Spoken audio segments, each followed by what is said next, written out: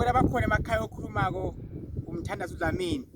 Ngiyabonga kakhulu enilandela i-channel yami. Ngiyabinga Zimbabwe, South Africa, Swaziland, UK, America, Botswana.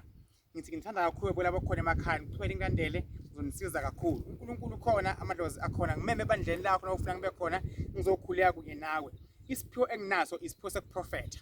Ngakusiza ngaphandle ukuthi ngithinta amanzi, ngithinte nesiwasho, ngithinte nomuthi nje. Lento isemzimbeni kimi ngayiphiwa uNkulunkulu. Ukubheka kwami ngamehlo ikhonto engiyibonayo kube bese ngiyakuthi uNkulunkulu uthini, amadlozi athini, ngasizakala kanjani.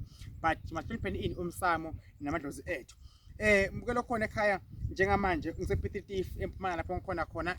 Mhlawumbe isithunywa ngiyakulapha na ugula, ngiyakusiza ngoba ngiyiphi indlela ofuna ngisiza ngayo. Ngibonga kakhulu kulaba abalandela i-channel yami.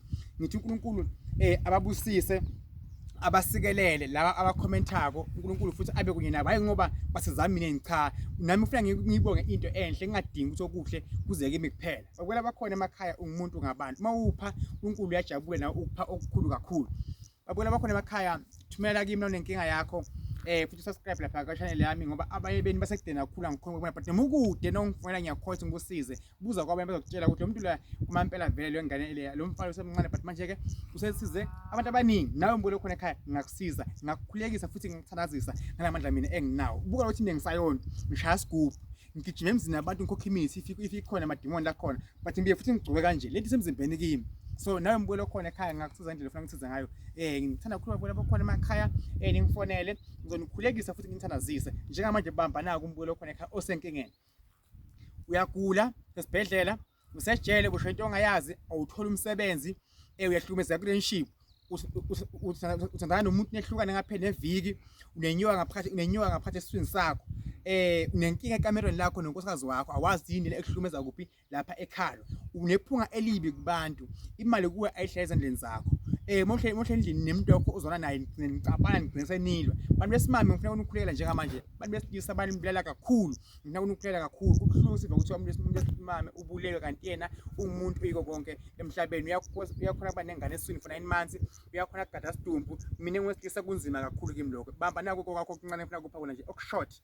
Moya ngcwele egameni lakho Jehova namandla, mbukelo ngiyakhulela Jehova namandla. uNkulunkulu aphakade ukongcwele, ngikhulela amandla ekuphila, amandla enkazimulo, amandla empumela bakwela bakhona emakhaya.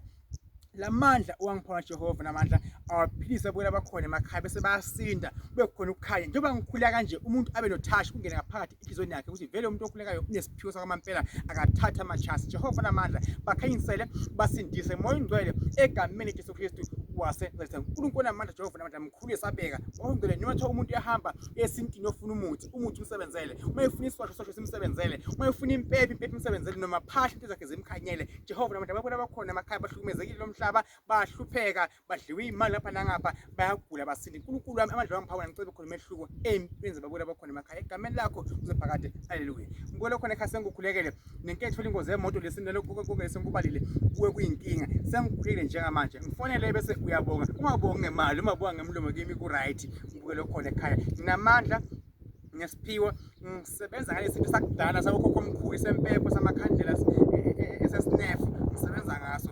Ngibukele khona ekhaya, ngiyethanda uyiphathe kahle, ungifonele nawe uyafuna ngiphoze nawe ebandleni lakho, meme ngibe ngikhona njengomthandazi. Inkosi ibusise, usale kahle. Ngibukele khona ekhaya. Bye bye.